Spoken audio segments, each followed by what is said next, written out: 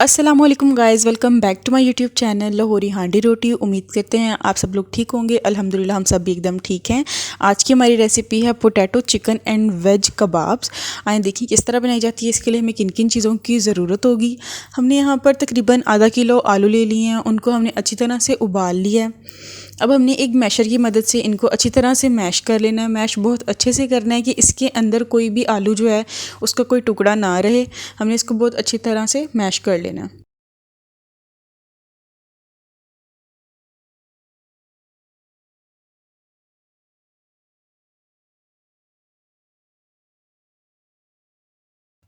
अच्छा जी, तो ये देखिए यहाँ पर जो हमारे आलू हैं वो अच्छी तरह से मैश हो गए हैं। अब हम यहाँ पर इसके अंदर शामिल करेंगे चिकन। हमने ये चिकन लेकर ब्रेस्ट चिकन लेके हमने उसको अच्छी तरह से उबाल कर उसको बारीक बारीक जो है श्रेड कर लिया है, वो हम इसके अंदर शामिल कर देंगे। अब हमने चिकन शामिल करने के बाद इसको हमने अच्छी तरह से आलूओं के अंदर मिक्स कर लेना है। चिकन को हमने थोड़ा सा नमक डालकर हमने उसमें उबाला है। इसको हमने चिकन शामिल करने के बाद इसको अच्छी तरह से मिक्स कर लेना है। और ये देखें जी, आलू और चिकन जो है वो अच्छी तरह से मिक्स हो गए हैं। अब हमने यहाँ पर एक गाजर लेके उसको बारीक बारीक हमने उसको भी श्रेड कर लिया है। यहाँ पर हमने एक शिमला मिर्च लिया, उसको बारीक हमने चॉप कर लिया है। और एक हमने बंद गोभी लिया है, उसको भी हमने बारीक बारीक जो है वो चॉप कर लिया है। अब हमने यहाँ पर हाफ़ कप मटर ले लिए हैं, उनको हमने अच्छी तरह से उबाल लिया है। दूसरी साइड पे हमने एक कढ़ाई चढ़ानी है, उसके अंदर हमने तकरीबन 3 से 4 टेबलस्पून यहाँ पर ऑयल शामिल किया है। ऑयल शामिल करने के बाद यहाँ पर हम तकरीबन हाफ़ टेबल स्पून इसके अंदर जिंजर गार्लिक पेस्ट शामिल कर रहे हैं। अब हमने इसको अच्छी तरह से कुक कर लेना है ताकि जो इसकी कच्चेपन की महक है वो ख़त्म हो जाए, इसका कच्चापन ख़त्म हो जाए।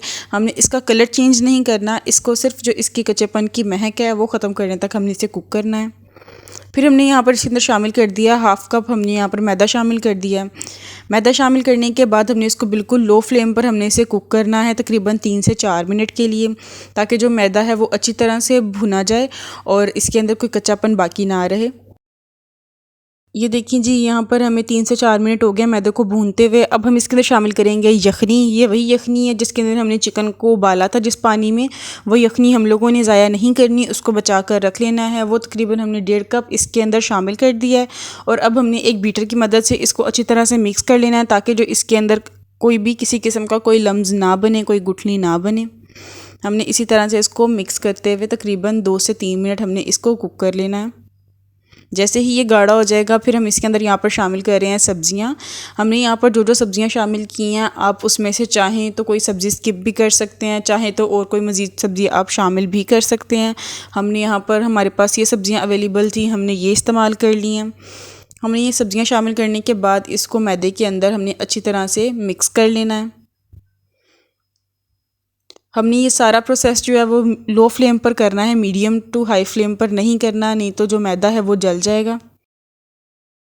अब हम यहाँ पर इसके अंदर शामिल कर रहे हैं हाफ़ कप हमने जो मटर उबाल के रखे थे वो हमने इसके अंदर शामिल कर दिए हैं। और फिर हमने इसको कुक कर लेना है लो फ्लेम पर।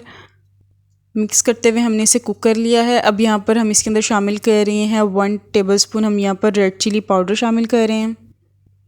1 टेबलस्पून हम इसके अंदर नमक का शामिल कर रहे हैं। नमक और मिर्चों की क्वांटिटी आप अपने हिसाब से कम या ज़्यादा कर सकते हैं। उसके बाद हम यहाँ पर इसके अंदर शामिल कर रहे हैं हाफ़ टी स्पून हम यहाँ पर इसके अंदर ब्लैक पेपर पाउडर, काली मिर्च का जो पाउडर है वो हम इसके अंदर शामिल कर रहे हैं। अब हमने इसको अच्छी तरह से मिक्स करके कुक कर लेना है जब तक जो सब्ज़ियां हैं वो कुक नहीं हो जाती, अच्छी तरह से गल नहीं जाती। अब हमने इसको कवर करके बिल्कुल लो फ्लेम पर हमको तकरीबन 2 से 3 मिनट के लिए कुक होने के लिए रख देना।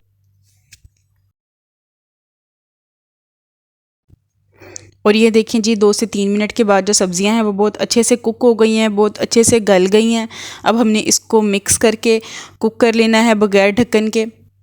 फिर यहाँ पर इसके अंदर शामिल कर रहे हैं जो हमने चिकन और आलू जो हम लोगों ने उसका मिक्सचर बना के रखा हुआ था वो हमने इसके अंदर शामिल कर देना। और फिर इसको सब्जियों में अच्छी तरह से हमने जो है वो मिक्स कर देना।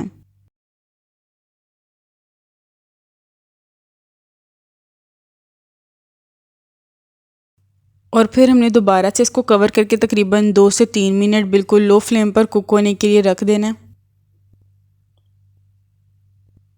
और 2 से 3 मिनट के बाद ये देखें जी, जो हमारा मिक्सचर है वो बहुत अच्छे से रेडी है। अब हम इसको तकरीबन 2 से 3 मिनट के लिए हम इसको बिल्कुल लो फ्लेम पर बग़ैर कवर किए हम इसको कुक करेंगे और फिर हमने इसको एक बाउल के अंदर कन्वर्ट कर देना है और इसको ठंडा होने के लिए रख देना है। जैसे ये ठंडा हो जाएगा फिर हमने इसको फ्रीज़र के अंदर हमने इसको सेट होने के लिए रख देना है।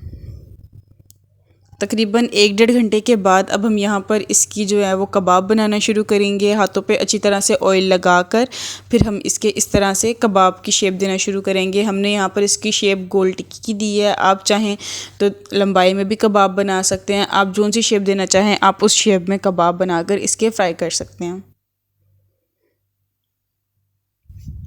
हमने यहाँ पर ये तमाम कबाब इस तरह से तैयार कर लिए थे। आप चाहें तो किसी भी शेप में जो कबाब हैं वो तैयार कर सकते हैं और इस शेप में जब कबाब इस कंडीशन में पहुंच जाएं आप चाहें तो इसमें आप इसको फ्रीज़ भी कर सकते हैं और चाहें तो इसी तरह से ताज़े बनाकर आप इसे फ्राई करें। हमने यहाँ पर 2 अंडे ले लिए हैं, उनको अच्छी तरह से हमने फेंट लिया। एक फ्राई पैन में थोड़ा सा ऑयल शामिल किया है फ्राई के लिए।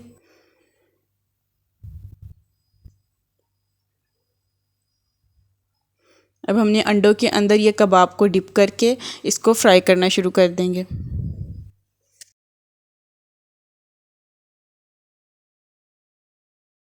तमाम कबाब को इस तरह से हमने अंडों के अंदर डिप करके फ्राई करना शुरू कर देना है। जब ये एक साइड से कुक हो जाएंगे फिर हमने इसकी साइड चेंज करके इसको दूसरी साइड से भी अच्छी तरह से कुक कर लेना है।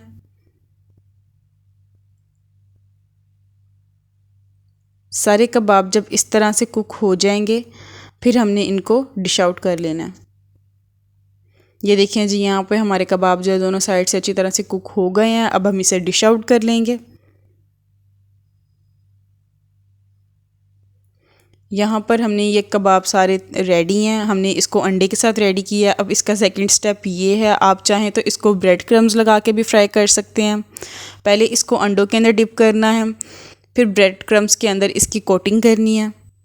इस तरह से ये देखें, ब्रेड क्रम्स के अंदर इसकी कोटिंग करने के बाद हमने इसको फ्राई पैन पे रख देना है, इसको फ्राई करना शुरू कर देना है। इसी तरह से जब ये एक साइड से कुक हो जाएंगे फिर हमने इनकी साइड चेंज करके इसको दूसरी साइड से भी कुक कर लेना है। जैसे इनके ऊपर गोल्डन ब्राउन फिर कलर आ जाएगा हम इसे फिर डिश आउट कर लेंगे। और ये देखें, हमारे जो कबाब है वो बिल्कुल रेडी हैं। एक साइड पे हमने यहाँ पर अंडे के साथ फ्राई किए हुए कबाब रखे हैं और ये हैं हमारे ब्रेड क्रम्स वाले कबाब। आप चाहें तो इनको दोनों तरीक़ों से ट्राई कर सकते हैं। और ये देखें जी, यहाँ पर हम आपको एक कबाब तोड़ के भी दिखा रहे हैं। ये कबाब बहुत टेस्टी बने थे, बहुत मज़े के बने थे। आप इस रेसिपी को लाजमी ट्राई कीजिएगा और हमें फ़ीडबैक लाजमी दीजिएगा। हमें उम्मीद है आपको ये रेसिपी बहुत पसंद आई होगी। अगर आपको हमारी वीडियोस अच्छी लगती हैं तो आप हमारे चैनल को लाइक, शेयर और सब्सक्राइब लाजमी कर दें। आपका हमारी वीडियो को एंड तक देखने का बहुत बहुत शुक्रिया। हमें अपनी दुआओं में याद रखें। अपना बहुत सारा ख्याल रखें। अल्लाह हाफ़िज़।